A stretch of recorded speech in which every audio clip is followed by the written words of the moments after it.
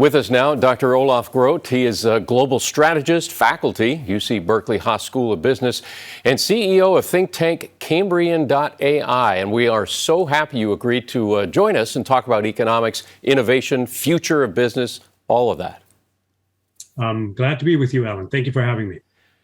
Let's start with a new rideshare company that just launched in Silicon Valley. They call it Alto, all electric vehicles. They offer drivers retirement plans.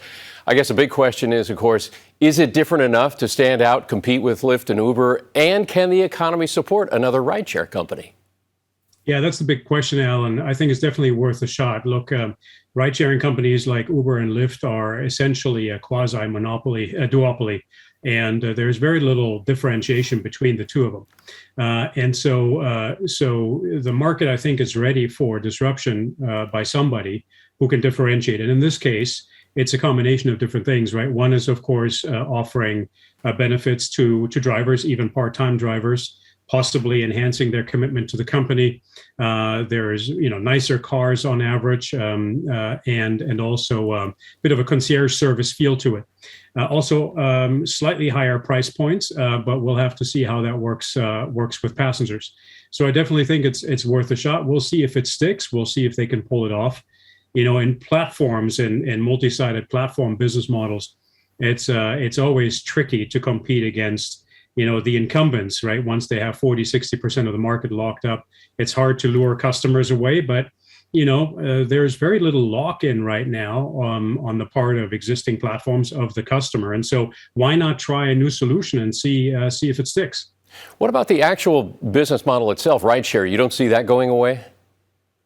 Well, people have said over and over again with autonomous vehicles coming into the market, ride sharing, at least the driver's job will fall by the wayside. And I don't see that anytime soon, because it'll be another 10 years or so, or 8 to 10 years until we see full autonomy, level 5 autonomy, where literally the car is driving 99% of the time without a driver behind the wheel, or at least in a hands-off mode. There are too many edge cases in inner cities that still require a driver. So it'll be a ways, and there is so much growth and demand here that I think, the market could bear another entrant. Well, let's talk about fossil fuels, because I drive a vehicle that uses that fuel. I filled up this morning, 3/4 tank, $90. So it's putting the squeeze on a lot of people. Do you think the gas prices have peaked, or will they even go down at all eventually? Yeah, it's hurting, isn't it? I've got one combustion engine car and one electric, and certainly the pocketbook welcomes the electric at this point. We might see further increases in gas prices if, in fact, oil hits the projected $200 a barrel. We got to keep in mind that we still have a ways to go. We're at 129. The all-time high was 2008 with 147.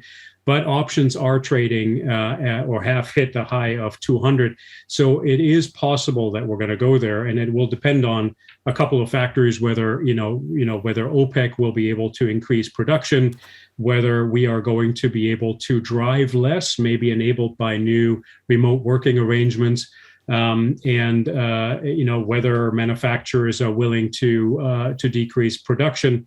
All of this will then lower demand for oil and potentially see decreasing gas prices. But we haven't seen the end of this crisis yet, and there's lots of uncertainties around all these mitigating factors, and we'll see if it can happen.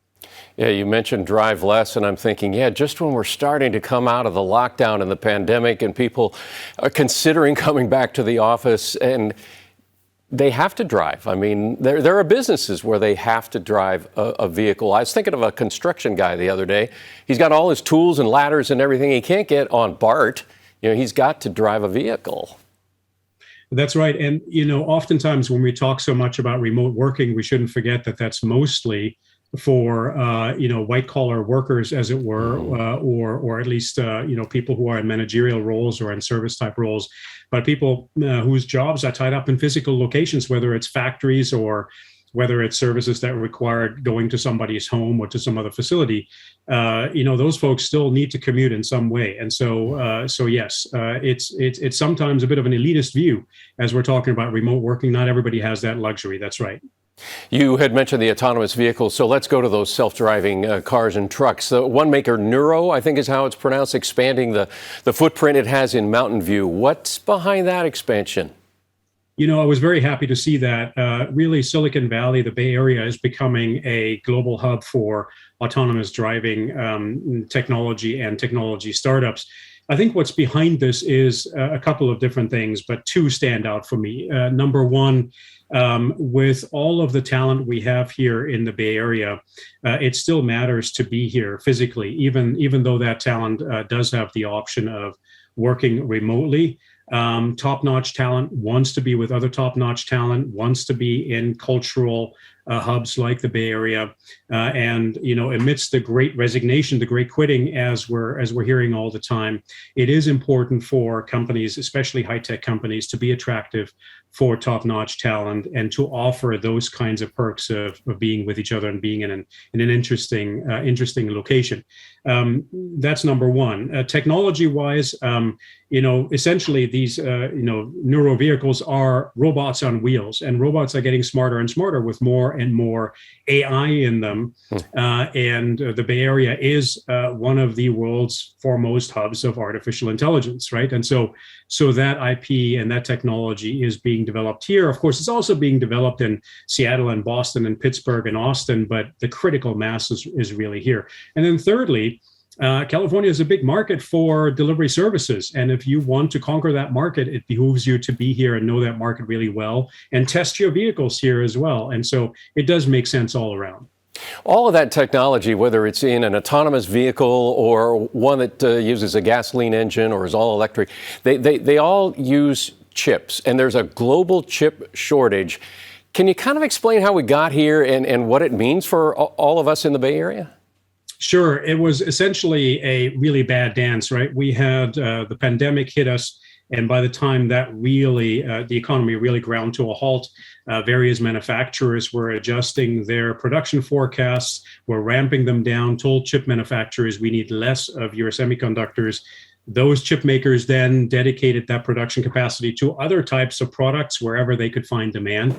And as demand for the original products then ramped back up, chip manufacturers couldn't provide the right capacity in a timely manner. So it was really bad timing, and we saw a recovery of demand that I think exceeded our expectations.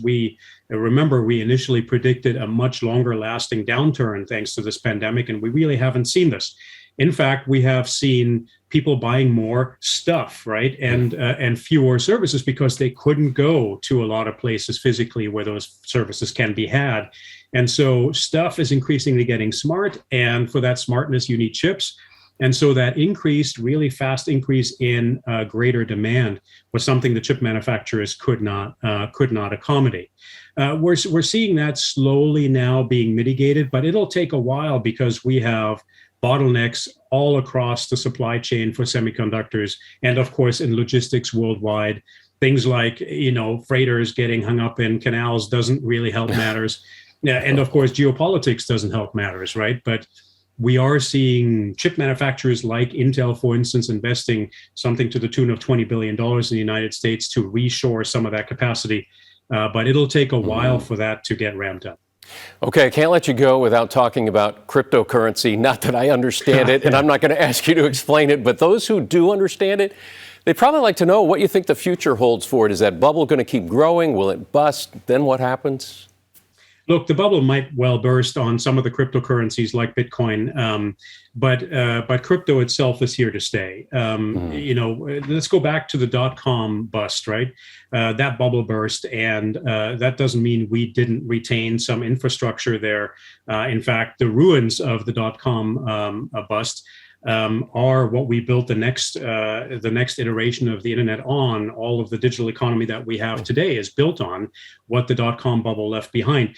We're going to see maybe something similar to that bust in that the foundations will remain, blockchain will remain in whatever variation or shape. NFTs, non-fungible tokens, and tokenomics will stay.